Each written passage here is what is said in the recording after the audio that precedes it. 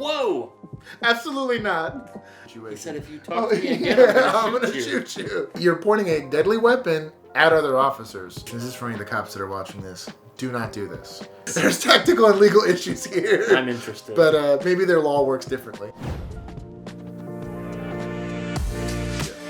What's up, guys? Welcome to Only Cops. This is going to be an episode of Officers React. Today we're going to look at a Star Wars parody.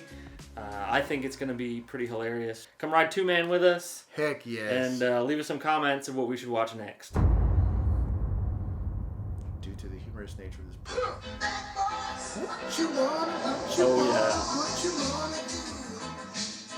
This is back in the golden age of YouTube, when you could play music like that, and it didn't even get in trouble.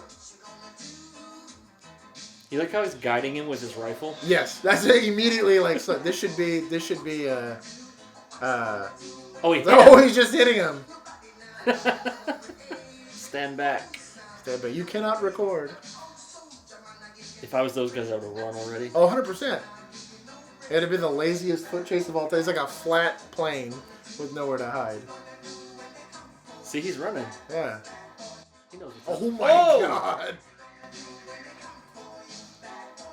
Yeah, he face palmed it. He knows exactly what went wrong. There's the sergeant. Yes, there's the sergeant. See, it should be a military thing. The only reason you'd ever be walking around with a rifle. So, okay, you can pause it here. So, typically, and at least in SOPs, I guess for the lay Standard person, operating procedures. So I'll break down your acronyms. I love it. So SOPs is going to dictate that you're only going to use the level of force that you feel is appropriate, and you're typically preparing for whatever it is that you're walking into. If you are just walking around in the city or doing whatever it is, at least if you're a municipal cop, you're not going to have a rifle slung out. But that's very, very atypical for officers to be seen, especially in a city where there's taxpayers there. When you're occupying, these people aren't taxpayers. These are subjects, to be honest. If these are taxpayers, you're not walking around with a rifle. That was the first weird thing about that. Hey, it is Tatooine. Yeah. Also love the flex of the walker here. It's like... Yeah. And everyone's a joined bike the cop. Empire about 6 years ago. I can remember as a kid, watching the holographic images and being excited about the new direction that the galaxy was taking. So when I was old enough, I went down to the local recruitment center, I wanted to be a doctor, so I became a cop. Tatooine ever since. I was not smart enough to be a doctor, so I became a cop. But I like the small town feeling you get around here. The small town feeling. We played ourselves. Everybody. We walk around with rifles, even though it feels like a small town. Okay. So to give context to this, we come from a pretty large, it's one of the top 10 largest cities in Texas. So we're municipal cops in a pretty big city. There's not... I can't ever say that it has a small town feel. No, I've never experienced the small town feel of policing. So I guess county boys or stadies that are out in the middle of nowhere, shout out in the comments to what that experience is like, because I have no idea. You can go ahead and play it. And I feel I can really make a difference here. You will make some difference. Maybe That's why we joined. Exactly. I feel like we were making a difference. And you make it sometimes. Oh, stolen droid. Oh, there it is. Grand Theft Droid? Grand Theft Droid. Yeah, it said contraband on his hands. This is a good detention. Can they whose droid is this? understand him? Yeah. It's your cousin's. Is this your cousin? Oh, wow. That's actually fluent. He's bilingual. Yeah, he's bilingual. Good for him. He gets definitely a pay impressive. bump for that. Oh, yeah. You're his friend. Well, Mr. Friend, would you step over there for He is a captain, I guess. 100%. Does he have a jetpack? No, I think it's just a backpack. Is it? Yeah. Pretty large. Okay, well, what I'm going to do now, sir, is place you under imperial arrest. Oh. Pause. Am I talking to you? Oh! Am I talking to you? Whoa! Absolutely not. So, again, Point the blaster. SOPs, standard operating procedures. The only time that you're going to ever even threaten the idea of deadly force is going to be if deadly force is being threatened to you, or there's a possibility for it. Here's my thing, though. It said stolen droid, right? Yeah. They never looked at the droid. Never once. How He do you said, know hey, you that's got a the bill of stolen sale. droid? Do you know if it is? You didn't check a serial number. They don't even have a description of said droid. They just Oh, stolen droid. Plus, not to mention, how do you know that guy stole it?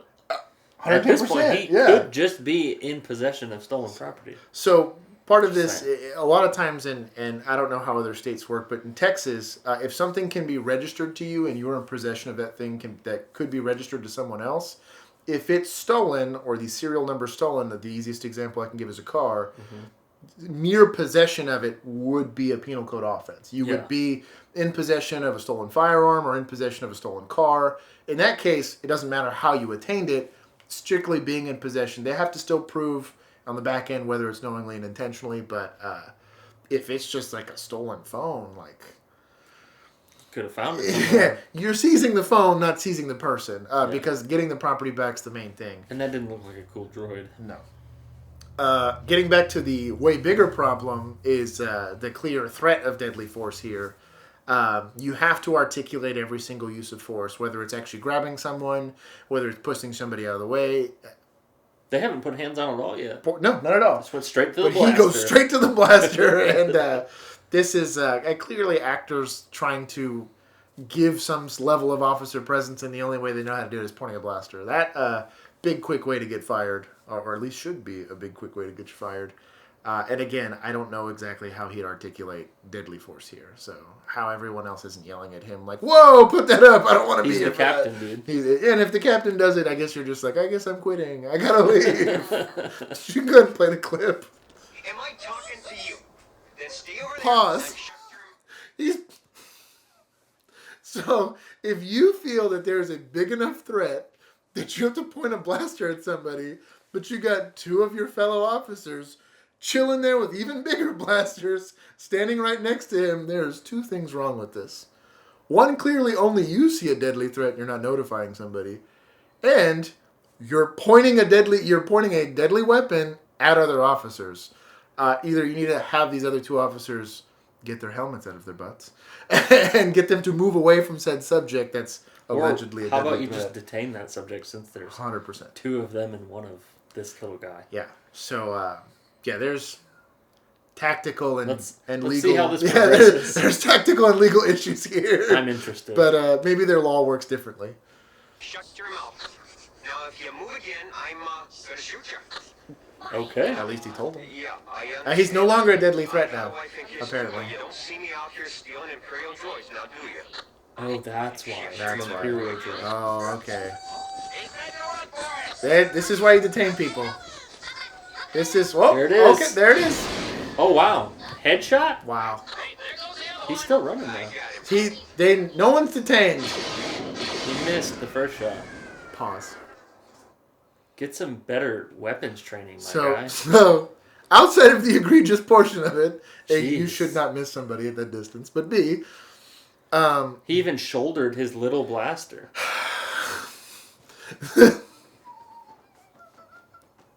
So, in both of these instances, you have two subjects that should have been detained if you believed that you had a legit offense to prevent any escalation of these things. Foot chases can be avoided. Escalations of force can be avoided. Do you think they couldn't have caught him just by running? And that's what I'm getting at. Their legs are like this long. Though there is some case law that if you have a fleeing felon, that you can seize that person using deadly force, the reasonableness of why you think he's running to a desert that's got probably miles worth of desert past him, and you decided, that's what it looks like. I need to seize this person's body by shooting them in America, not Tatooine. For an offense I didn't articulate. Exactly. You're going to have some problems. The other issue with this is that if you've done nothing, and people think about de-escalation as another buzzword a lot of people talk about, as talking someone down or calming down the situation. He said, if you talk to me again, I'm going to shoot you. A lot of things that people don't realize is de-escalation could also involve a slight escalation of force to control the situation. You take one of your little cruisers, or little hovercraft deals, you handcuff them and you put them in a place where they can't run, they can't fight, they can't assault anybody. You can do your entire investigation and decide whether or not you have an actual arrest. Once you can decide whether or not you have probable cause, or PC, for an arrest, it avoids any and all of the above issues. And that's actually a more effective way of de-escalating than just saying, hey, Please don't run. Oh no, he's running. So let me go shoot this fleeing felon. It's almost like people have run away from you before. Yeah, and this is more along the lines of setting up an assassination than it is detaining somebody and conducting an investigation. So we're gonna give a big ol' F- to these guys and have fun seeing them in prison. But we'll keep playing the clip. Okay, shut the camera off. Oh, and then you're threatening the cameraman. I'm the camera guy, huh? Off. Well, what we had here was that. Oh, they were trying to run back to their exactly what it was. Imperial property, and it unfortunately turned violent. These jawas do this kind of stuff all the time, picking up, stray droids and selling them off to the highest paid customers. That seems like a vast, excessive force thing. Well, we didn't find the droids we were looking for. It's not even a stolen droid. We did find one droid. that a kid had reported stolen. So he and his parents are going to come down to the detention center and pick it up. Boy, I'll bet they'll For be property. happy. Yep, that's what it's all about. So it's a toy droid. I think you've pretty much hit all of that. So like outcomes matter. I don't know an easier way to say. So if this guy's about to go blow up a school full of kids, shooting him before he can do it makes sense. Using deadly force to do it makes sense. Getting a toy back to a kid probably doesn't even justify detaining these people. If they just chucked the toy and ran, I'm probably not running after this guy. I'm probably not fighting this guy. This is probably a 5-cent toy. I'm simply getting back Not to today's world. Yeah, but I mean, if that droid actually moved, that's like $100 toy. Yeah, regardless of how guilty these people are of whatever crime, you have to think about. Well, you heard what he said. Oh, sure. Oh, they do this all the time. They apparently do this all the time because they still have jobs that can do this. Droid policing. You would think that if these little guys did this all the time, that you'd have a better strategy in detaining them. So, now, supposedly the husband said something to their kid, and now the wife thinks that he's run off. happens all the time. This is Supposedly a police one matter. was intoxicated and one of them's injured. Intoxicated We're and familiar with this injured. couple. This is not the first time we've been out here, so we're going to see if we can straighten this whole thing out. So, go and pause it. So certain laws, Texas specifically, when it deals to domestics, it's one of the very few areas where you have a shall arrest or shall take enforcement action clause written within the law. So in most laws, you think about speeding tickets, what most people will interact with officers, these are moving violations, these are civil infractions, these are sometimes even city ordinances, it's not even state law. Those things are discretionary. I'm looking at changing behavior when I'm using law enforcement. Here, the state has put it in their mind that officers need to change this, they need to stop this behavior from happening. In domestic, specifically in Texas, if you look it up, there is shall arrest clauses. There is shall, if I'm told if there's a whiff of an idea that domestic assault or injury has occurred. Or you see it. Yeah, or you see it, you're taking enforcement action. There's no discretion in that because the Texas state law has taken it out of there. There's, if you ever want to read into law, there's may arrest and there's shall arrest, and that's something that you kind of want to look at.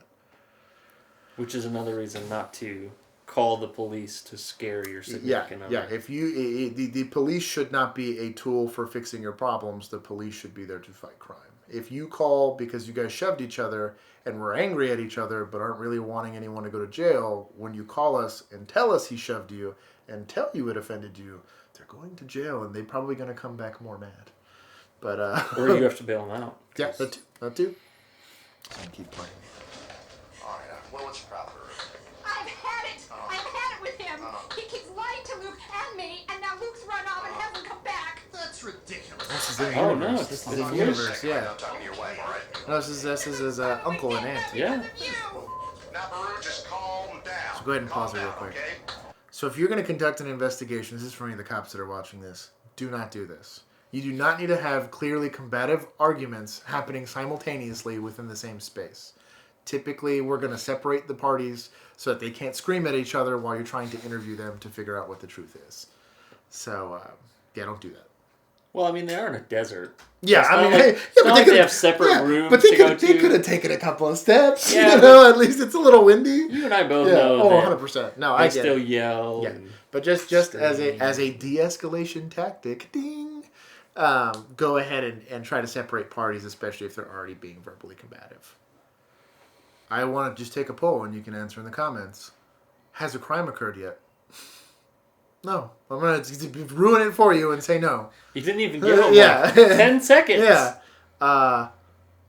The police shouldn't be getting called for this, but play it. Being upset at your significant other is not a police matter. You do not need to call the police again to come fix your marital problems. You can play it.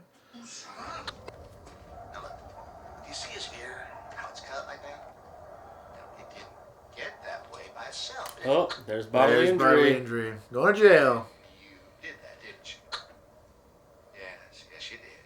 Now, see, that tells me you have a problem. And when we get called in, then it becomes our problem. That's true. He was the one who started Now, it. wait a second, Brew. I'm talking. I listen to you. This weapon discipline This is just wild. Now, are you going to listen to me? Yes. Sure. Now, how many times have we been out here? He must be a veteran. He's a veteran. Zero professional decorum. What did I tell you last time? I don't know. He has been out there You before. don't know or you don't remember? I don't know. Brew, what do you want to do? I want you to arrest him. For what? For Lying to her?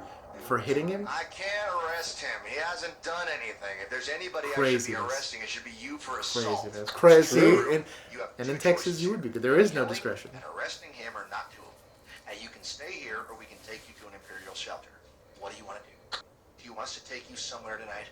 Huh? Do you? Yes. Okay. Now, do you need to get anything? Some clothes or something? Yes.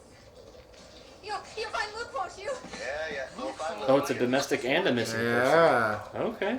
But, see, the wife is under the delusion that their nephew ran away. And she's blaming the husband for it. He's saying that the kid left early to fix a couple of dentures. So, and pause the it. stress of the past. So, for as weird as there are things, again, we can talk about weapon discipline, all these things, he did find a way to not take enforcement action but still solve the problem. And honestly, this is a lot of times, minus the whole domestic assault thing, any level of domestic violence. Had there not been any injury? Had there been no injury at all and they're just yelling at each other, this is actually an excellent job to actually de-escalate the situation and keep anything from happening. Minus the way he talked to her. Yeah. Professional decorum aside, I would say it's actually a really good job of preventing anything.